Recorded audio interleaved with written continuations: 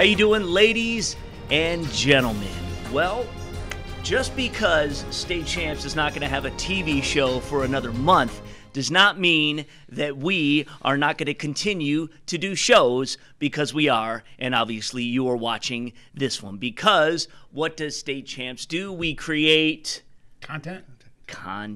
That is the key word, and that is what we're here to do. So it was another amazing year in Michigan high school football. We know that. It capped off with the crowning of 8 new state champions and the 11th Mr. Football Award going out to Detroit Martin Luther King's Daquan Finn. Welcome to a special digital edition of State Champs as we delve into the historic ranks that Daquan now joins. I'm your host, as always, Lauren Plant. I am joined by the venerable Matt Mowry and the incomparable, incorruptible Scott Bernstein. Welcome, gentlemen. Thanks, guys. All right, good for you good to have you here. We welcomed Daquan Finn to the studio last week to present him the Mr. Football Award with a very special guest, Big Play Slay, Darius Slay of the Detroit Lions. Here's a little bit of what went down.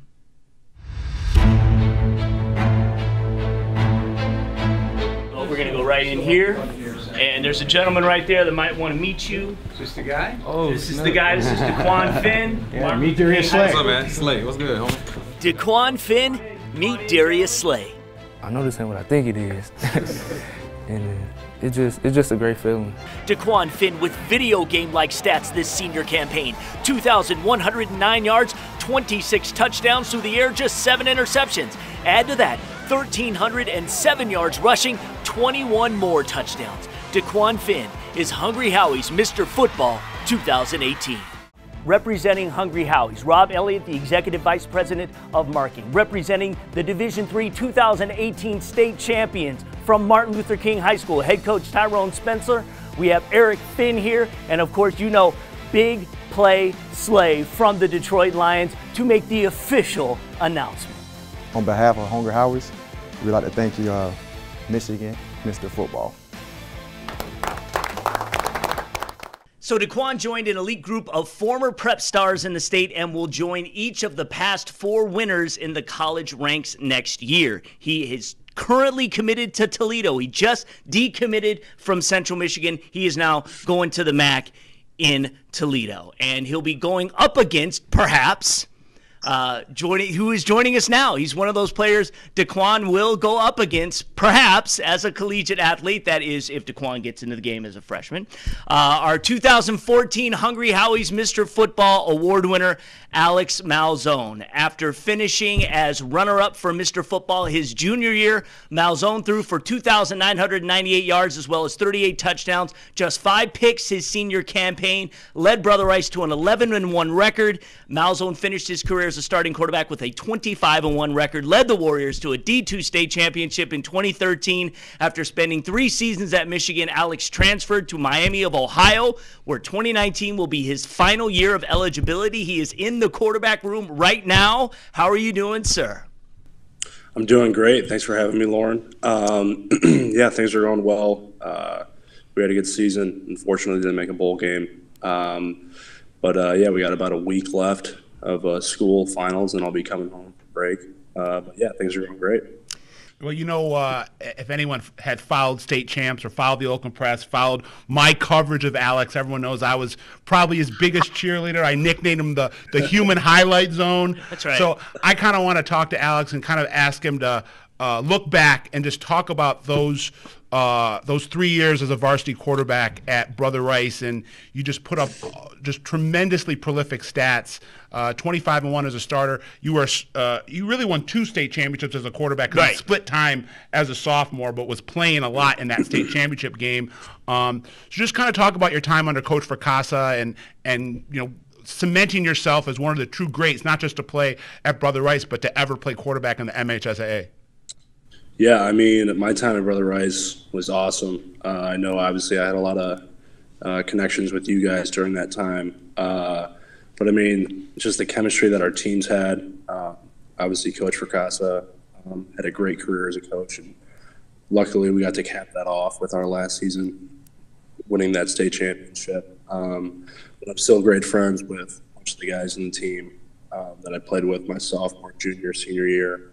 And it's great to see what everyone's doing nowadays. But, yeah, I mean, those times as a the right Warrior. Definitely will never forget. Do you still talk to Jason at all? I do. Yeah, I talked to him a little bit after he won the national championship in lacrosse last year. I know he's back in Detroit, but I haven't seen him since I've been here. Yeah, he's out at Yale, played lacrosse and football. Yeah. Amazing Alessi. Yeah, we called him Mr. Amazing. And the human highlight zone together. That was one dynamic combination. Yeah, what did you call Grant Perry? I didn't have a nickname for Grant. He was just, he was just the consummate wide receiver. The guy didn't drop anything, ran perfect routes. And he was really just an inch or two away from catching the Hail Mary to beat De La Salle in that regional game, which was Alex's, I believe, lone loss as a starter. Yeah, and the interesting thing is, if Alex was not going to be the winner that year, it's very possible we'd be calling Grant Perry Mr. Football, because he was one of those guys who was definitely in the running and could have done it. Alex Malzone's 2,998 passing yards and 38 touchdowns are school records at Brother Rice. I believe they still hold. I don't think anybody's broken that since. He also holds the records for completions, 211, and attempts, 325 in a season for the Warriors. Matt Mowry. One of those things that we always do as journalists is we kind of look for defining moments. Do you have a moment in your career that you kind of look back at and go, oh my gosh, I can't believe that happened, or just the fondest memory maybe from high school? I mean, we've obviously talked about the state championship games. Sure. Both those games were pretty special. Even the junior year one, getting that last victory for Coach Fracassa. How about the De La Salle Hail Mary? Hail Mary to Alessi. Okay, all right. I mean, there was 2 seconds left. I tried to throw the ball away. Arguably could have been intentional grounding, whatever you want to call it. I actually still give Jared Winkler some business about that one. We still joke about that, but yeah, that game was crazy. Alex, just quickly before we let you go, I know it's your intention to start next year. Yeah, it's 100% my intention. All right, good. Well, we wish you the best, and we hope that you guys bring it. I haven't checked the schedule, son. Are you guys? I'm sure you're coming to Michigan at some point to play someone. So we haven't gotten the MAC schedule yet. Okay. We have our non-conference. We're opening up. We're at Iowa, which will be a tough game. Yeah. We're actually at Ohio State as well. Ooh. Army's coming to us. And I'm unsure of our fourth non-conference, but yeah, we haven't gotten the MAC. Okay. So whether it's Eastern, Central, Western, I'm sure one of those you'll get in there and be going up against one. Yeah, we played Western at home this year. Okay. We didn't play Central or Eastern. Right. But yeah, I mean, I would definitely love to come home and play at the home state. It'd be sweet. All right, Alex Malzone, it's been great to catch up with you, and we wish you only the best. Thanks for joining us.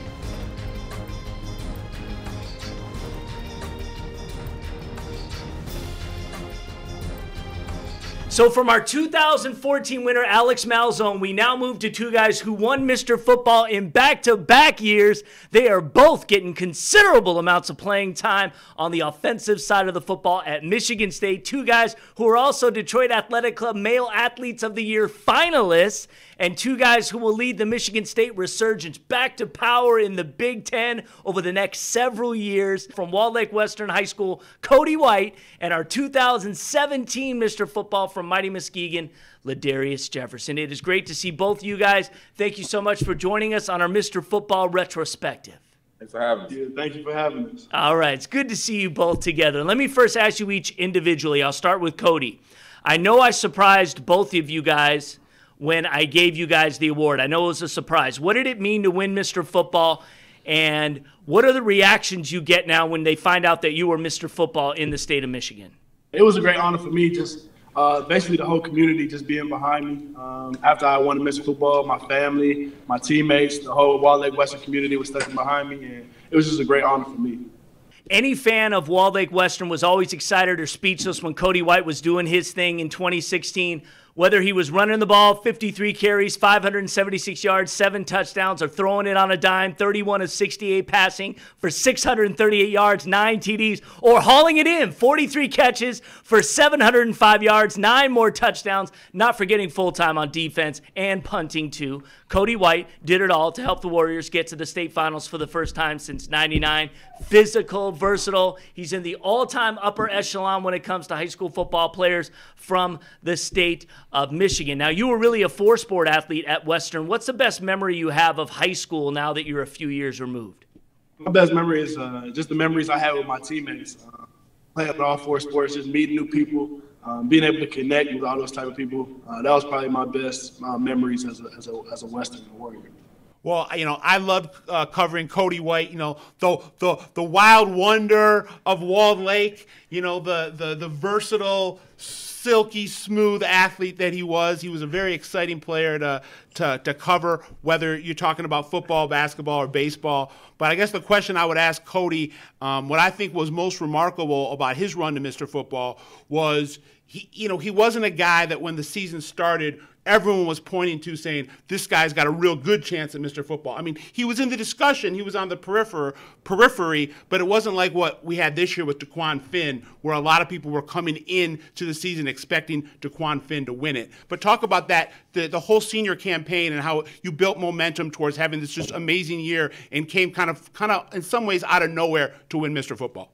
People really not knowing who I was, just coming in from Western and just making plays every single week. And it wasn't like, oh, he's making plays. Like, oh, he's making plays again. So it was really special for me just to be able to contribute for my team and just give all for Walled Lake Western. I think it's a great message and story for other, guys that are coming in 2019, 2020 that maybe don't get the hype of some other players to think that, hey, once you get on the field, the numbers don't lie.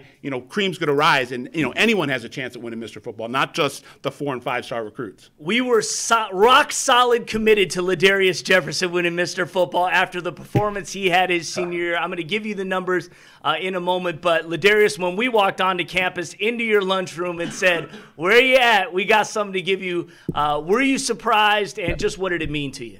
First of all, I was really surprised. I mean, I thought I was going to lunch because I know Indiana was there when y'all gave me the awards. So I thought That's I was right. gonna eat lunch with him in the cafeteria, and y'all surprised me. Everybody was just waiting on me. So it was really shocking, but it's truly a blessing. All my hard work kind of paid off at the end of the year. And just me helping my team win the championship, just show all the success that we put in, all the hard work that we put in kind of paid off. And that's what it just so much meant to me. Just a blessing, just an honor, and just happy to bring something to Muskegon that we can all share light on one of these years. He was a flat-out unstoppable force in 2017, over 2,000 yards rushing, 1,200 yards passing. Jefferson amassed 54 touchdowns. Muskegon went 14-0 for the first time since 2008, won their first state championship in 11 years. He was the Big Red's man of steel. Matt, you got a question for Ladarius? Yeah, we talked a lot about Cam running behind that just huge behemoth college-sized offensive line, and you had a similar success story a year ago running behind the same line. What is it like when you've got 5 guys in front of you like that can just road grade for you? I mean, it's easier. Yeah. But sometimes it get tough when you play teams in the playoffs. That's knowing you're going to run the ball and they just stack the box on you. But it's easier. Made the season real easy for us. I mean, we was running the ball, getting 11, 10 yards and carry. So it was fun, real fun. All right. You got one more for One him? more question for Go Kody. ahead. We're in basketball season right now, and if anyone remembers Kody White on the hardwood, he could get down the floor and throw down some slam dunks. He was a high riser. Kody, you miss being out in Walled Lake and terrorizing the rims like you used to? Man, I miss it a lot. I love playing all different types of sports. So I miss football. I miss basketball, baseball, track, all that stuff. That's probably the least thing I miss the most is dunking on somebody. So that's probably the thing I miss the most. All right. Well, you know what? I want to thank Kody White and Ladarius Jefferson for joining us, taking time out. They just were working out. We appreciate it. These are our 2016 and 2017 winners of the Hungry Howie's Mr. Football Award. I guess I should say go green, and you say Go White. That's right. Thank you, boys. We appreciate it. Really. All right. We'll see you. Appreciate it. Thanks, All guys. right.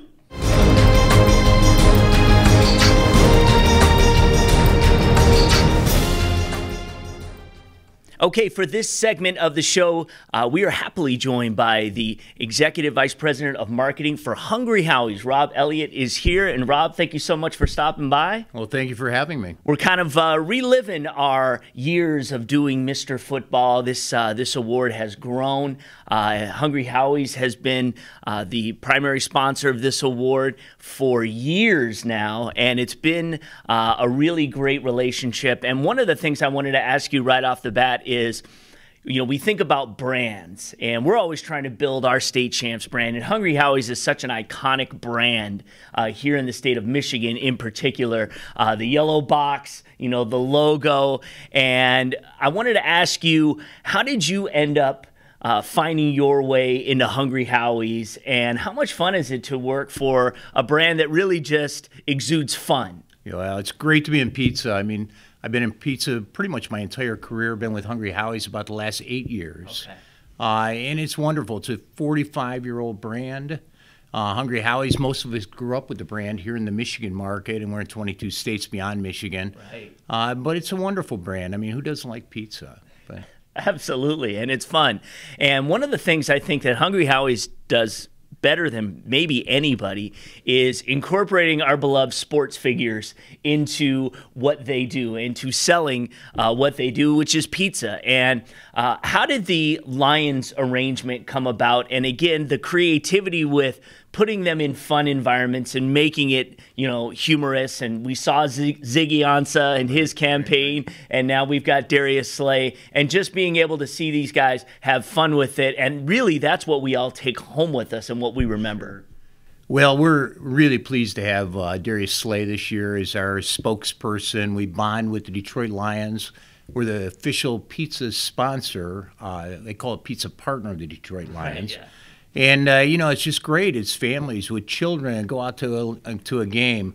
Most importantly, bonding with state champs as well.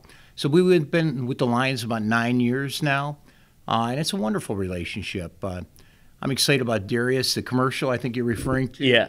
It was neat. Our advertising agency works very closely with us, and we wanted something to be natural to Darius. And I think it's placing more importance on the new stuffed crust pizza at Hungry Howie's, and Darius signing autographs in that particular spot worked out real well for us. Yeah, no doubt. And again, they're great, they're fun, and I think it's really what kind of exudes just what people would expect out of a pizza ad, and it's really a lot of fun. And it was fantastic to have him here in the studio, and just the face and the shock of Daquan Finn when he came in, not knowing what he was coming here in the first place to receive anyway, but the fact that Darius Slay was here, that was really a special moment. Yeah, it was. Darius, he was willing to come out. I mean, he wants to bond himself with the community as well.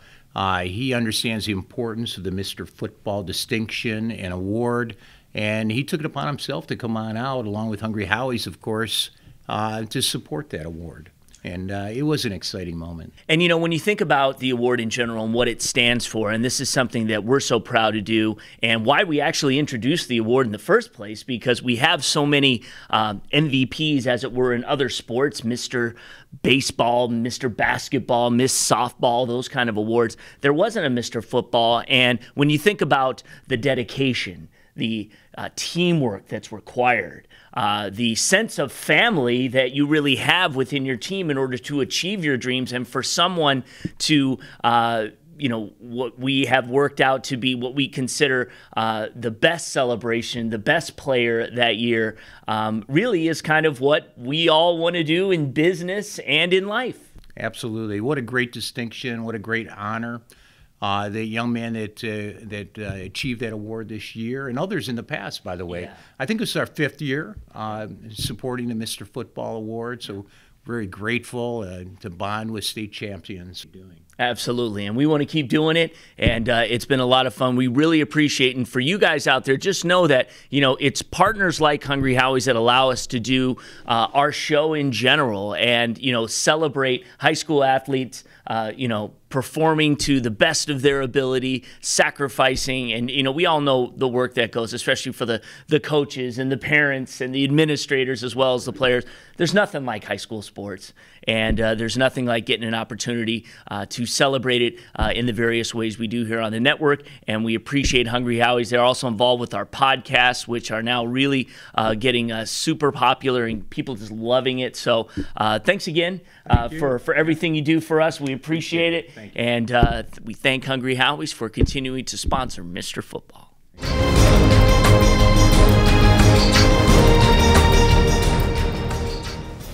State Champs does not just own Mr. Football. Starting this season, State Champs created the first ever AML Award for the best lineman linebacker in the state, and that award went out to none other than Chippewa Valley linebacker and Michigan State commit Marcel Lewis. Marcel had an outstanding year competing in one of the toughest schedules in the state. The undefeated Big Reds held on to beat Clarkston for the school's first Division I title in 17 years. At linebacker, Marcel Lewis had 76 tackles, 3 sacks, and an interception this season, 229 tackles, 7 sacks, and 2 picks in his career. An outstanding kid. And again, this was one of these classes that is storied. You know, when you talk about some of the guys, Anthony Bradford and Lance Dixon and Rook Orhorhoro, and where a lot of these other guys are going to go. But Marcel, you know, again, when we're talking about high school and we're talking about a complete season and we worked out the criteria, he stood out. I think when you're discussing a sideline to sideline linebacker in the state of Michigan,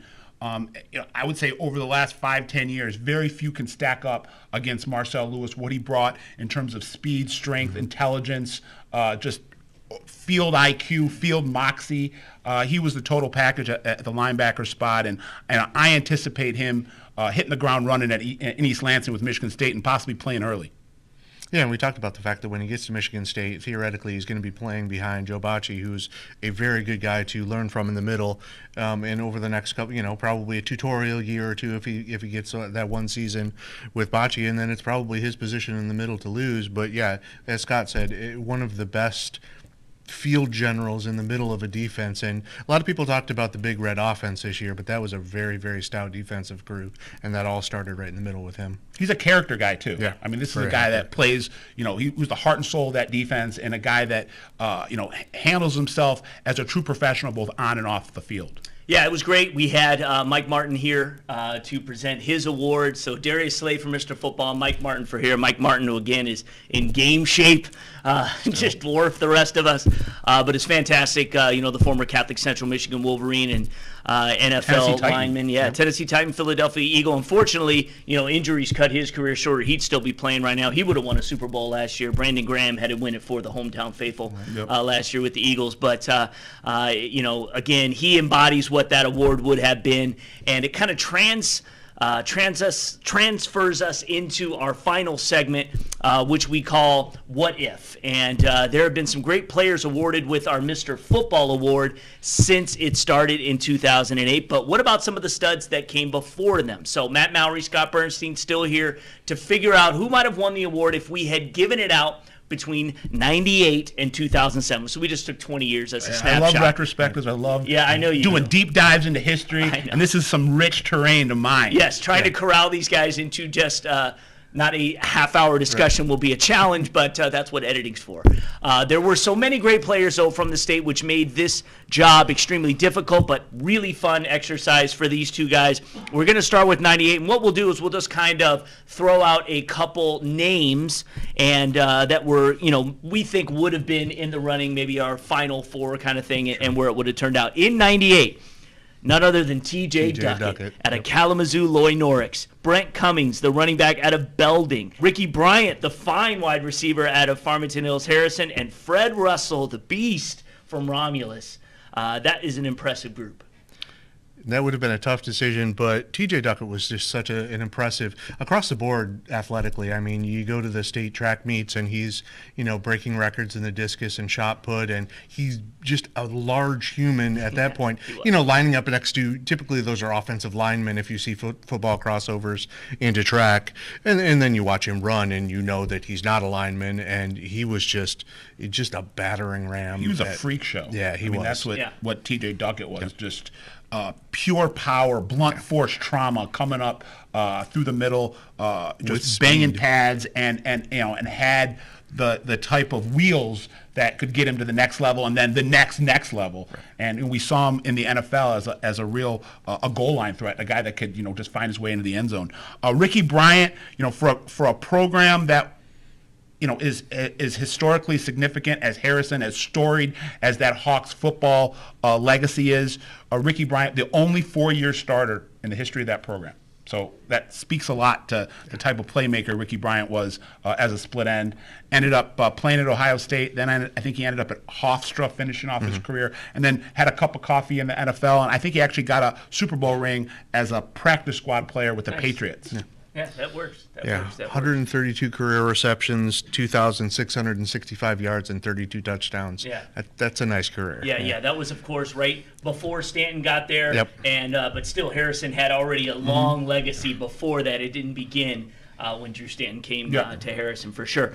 In 99, so T.J. Duckett went to Michigan State. Yeah. In 99, we have another guy who probably would have won the award. I think we could say fairly convincingly who went to Michigan State. Things didn't turn out so well after Michigan State, but Charles Rogers, when he was the wide receiver at Saginaw, was unbelievable. Other guys who would have been in the mix, Stuart Schweigert. Right across town at Heritage. That's right, at Heritage. Jermaine Gonzalez and Maurice Seawright at Orchard Lake St. Mary's, and Chester Taylor from River Rouge. Yeah. And again, you could see a lot of these guys on our top 25 shows when we did our quarterback and running back shows. A lot of these gentlemen here are featured on those programs. And 3 of these guys in 99 made it to the league. Yeah. Charles Rogers was just unstoppable. Absolutely. When he was at Michigan State, as well as when he was at Saginaw, winning state championships. He also played basketball, ran track, a great 3-sport athlete. Stuart Schweigert, who also came from Saginaw, went to Purdue, I believe.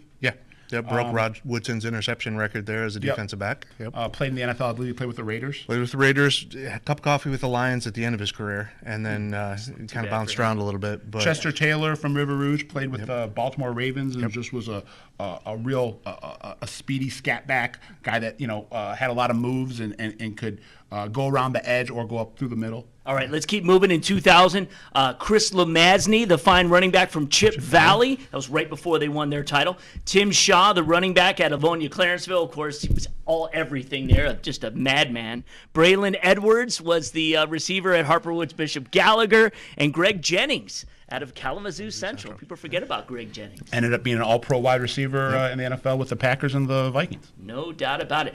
Did we think that Lemazny would have come out on I think top? Lemazny would have just on stats that year. I mean, he had it was then the state record with 2,890 yards, 41 touchdowns. Shaw had 2,500 yards and 48 touchdowns. I mean, that would have been kind of a toss-up, I think, between those two, just on the strength of that stat and line. Braylon would have been hard pressed to win the award because he was coming from such a small school. Right. Let's move on to 2001. Josh Brem, the quarterback from Ithaca. Yep. Tim Shaw again from Avonia Clarenceville. Remember, again, we don't classify. You have to be a senior. Drew Stanton, of course, that was his big first season, right? First season. No, that was his second season.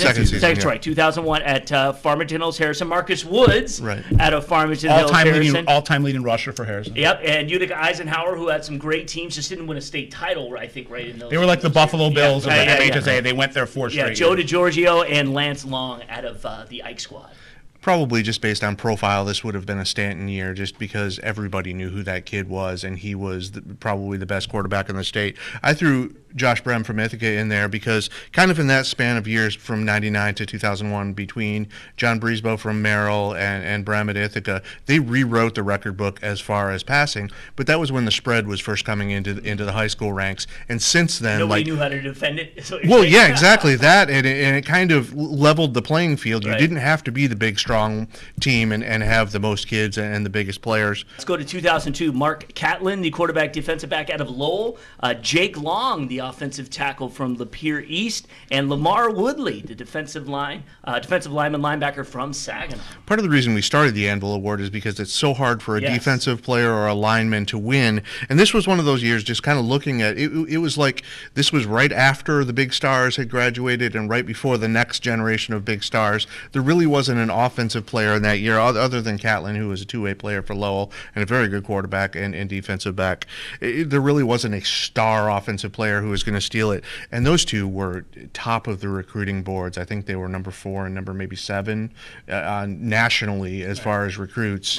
Both ended up going to Michigan and both ended up going from there to the league, but those were two studs. And if there was a year in this entire span where a defensive player or a lineman was going to win it, it was probably this year. Jake Long was the number 1 pick in the draft. Am I correct? Yes. And then Lamar Woodley won a Super Bowl as a starter for the Pittsburgh Steelers. So Yep, lots of talent from the state. 2003, our #1 running back of the last 25 years when we did our show, Kevin Grady Jr. out of East Grand Rapids. the numbers don't lie. Yes, and Derek Brooks would have definitely been in that conversation too for Catholic Central, who won 3 in a row. Yep. Yeah, Grady was probably in this discussion 3 years in a row, probably, for sure. because that entire career, when he burst onto the scene, it just didn't stop for 4 years. So he could have won it, 2003, arguably 2004, anywhere in that span. But yeah, this is probably the year where if you look at one singular person outside of maybe Brooks, that was probably his year. And this was his junior year. This was his junior year, Yes, yep. exactly. I think finished with 262 points total in 2002. Prodigious. Yeah, he finished as Michigan's all-time leading scorer at the time. Yes. So 2004, who would have given Grady Jr. a run for their money? Kirk Ellsworth, the running back from Goodrich, and Noel Allman and Keith Nickel. Yeah. That was Nichols' sophomore year when he led him to a title. Yep. But Ellsworth put up some just sickening video game numbers. Yeah. Let's go to 2,800 yards in 12 games, single-season state record for points with 379. That was 52 touchdowns, 48 on the ground, which was a record at the time. 57 point-after touchdowns, 2 two-point conversions, and 2 field goals. I mean, just kid was doing everything for him. We'll jump quickly to 2005. Keith Nickel, that's his senior year, so junior year. Junior year would have been 2005. Vince Agnew, the running back from Grand Rapids Catholic Central. DJ Ritz, the running back from Muskegon Oak Ridge.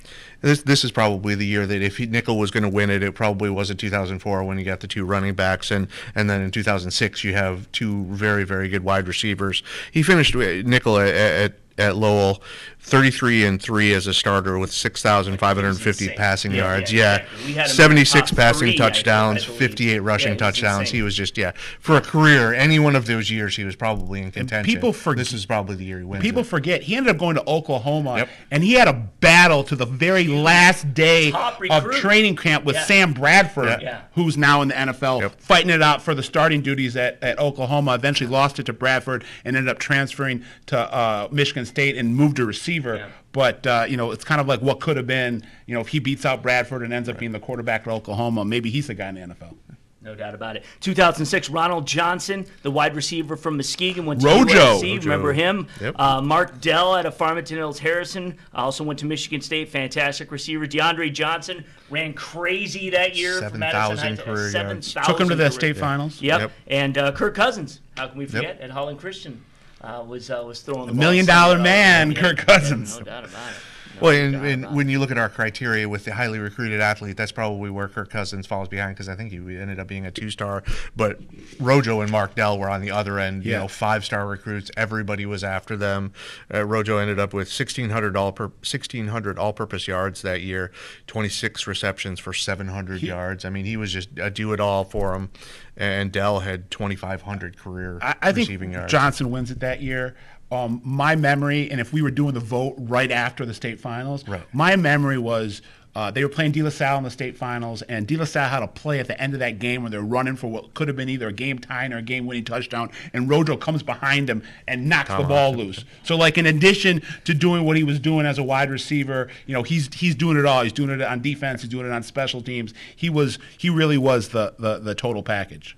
Okay, finally then, 2007, Mark Ingram was running the ball like crazy at Flint Southwestern. Jonas Gray was going nuts at Country Day. We had him a lot on state champs. Zerlon Tipton, Sterling Heights Parkway Christian. Small school, but big numbers, big talent. Darren Williams out of Detroit King, of course, was amazing. Led him to the state title. Yeah, Austin White out of Livonia Stevenson. He got a lot of play on state champs that year. Just talking about a recruiting profile. When you go to Alabama, it's almost that that would be the the veto on everybody else, just because and it wasn't just that's a nice story, he'll end up there and he'll get some rings. He went there, played, won a Heisman, then went to the league, and so still playing in the league. Still playing in the league, and still he was when he started out at Grand Blanc, he was just going bananas, and then transferred to Southwestern and just took off from there. I believe he was one of only 2 players from the state of Michigan to win the Heisman.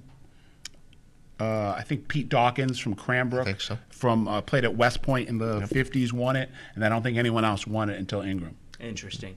Yeah, I mean, I believe Darren Williams would have definitely gave him a run for the money, getting that first title for King, first PSL title, and what he did. So it would have been interesting to see how it turns out. Good stuff, guys. So that was just something we wanted to kind of have fun with and let you know about who we think might have won a Mr. Football in the past. Okay, we've looked at the past, but as 2018 comes to a close, we cannot help but look forward to 2019. We just kind of want to briefly give you a look into the future, whose name we might be putting on the plate next year. Obviously, we have to start with Cam Martinez, the quarterback from Muskegon, who was coming back, who was the runner-up this year, and is going to obviously go in an overwhelming favor. Alex Malzone might have been the human highlight zone. He's the human highlight film. Because you put the film on for this guy, he's running all over the place. Yeah. He is a spectacular, exciting, dynamic talent that, wherever he lands at the next level, I think he has a chance to be a star. And he's kind of the wave of the future we're seeing now in football. His type of athletic ability and he's lightning in a bottle. Yeah, absolutely. And he very easily, like we talked about with a lot of these guys on the list, where they had kind of a 3-year span where they would have been true candidates. He's got this 2-year span, and he very easily could have won the award this year. And like you said, he's going to go in next year with kind of a sizable lead as the odds-on favorite. Some other guys we want to just talk about quickly, and we'll just get you guys to talk about a couple of these as we wrap it up here. Penny Boone out of Detroit King, the running back, obviously a great championship game. Malik Carr out of Oak Park, the wide receiver. Ian Stewart out of Carlson. Abdur Rahim Yassin out of Walled Lake Western, the wide receiver. Anthony Romp from Southfield A&T, he's a quarterback. The wide receiver from Flint Beecher, Ernest Sanders. The quarterback at Belleville, who had an amazing year, sophomore year this year, Christian Dewey Reed. Donovan Edwards, the running back from West Bloomfield, and Rashawn Williams out of King, the wide receiver who we did not see in the championship game. I love Donovan Edwards as a junior, as kind of the guy that's going to come up the rear with behind Martinez, a guy that could really challenge him as a Mr. Football candidate. He's a guy that is speed, he's strength, he's instinct, and he's already got a lot of offers. I think Michigan State, Ohio State have all offered Donovan Edwards. When you talk about that kind of coming out parties on the biggest stage, I think a lot of people knew who Penny Boone was, but that game that he had in the championship game, he's a very, very large human being running downhill, and he just had a monster game in the state finals. And then Christian Dewey Reed, he kind of got his feet wet as a sophomore this year with a Belleville team that had not really had postseason success and finally kind of got past that glass ceiling with them. And it's just going to be all, his potential is off the charts. Well, and with the weapons he's still got. Kind of parallels Daquan Finn as a sophomore. Granted, he did win a championship, but somebody who came in, led his team, certainly was a big reason why. And they've of course got weapon after weapon coming back for that Belleville Tiger team, and he'll only be a junior. So we might be setting a trend where we're having runner-ups be juniors and seniors just outlasting them. We'll see. And if we're talking about AMBO Award, there's 2 names I want to throw out. Go for it. Justin Rogers, 5-star offensive lineman who was in our race for the AMBO this year at Oak Park. And then Cornell Wheeler, Michigan commit from West Bloomfield. He's a linebacker. He is just he's in beast mode every snap. A kid that I think his tackle totals were higher than Lance Dixon, the All-American who's going to Penn State. So, he's kind of like a Lance Dixon 2.0, but plays in the middle as opposed to the outside. Fantastic. All right, that's our show for this week. We do have one more coming your way next week. That is where we give you our take on some of what's going on in the early signing period. That's just a couple of weeks from now. December 19th. That's right. So we're talking recruiting, 24/7 Sports. Alan True will join us. So a lot to look forward to. For Matt Mowry and Scott Bernstein, I'm Lauren Plant. We'll see you soon.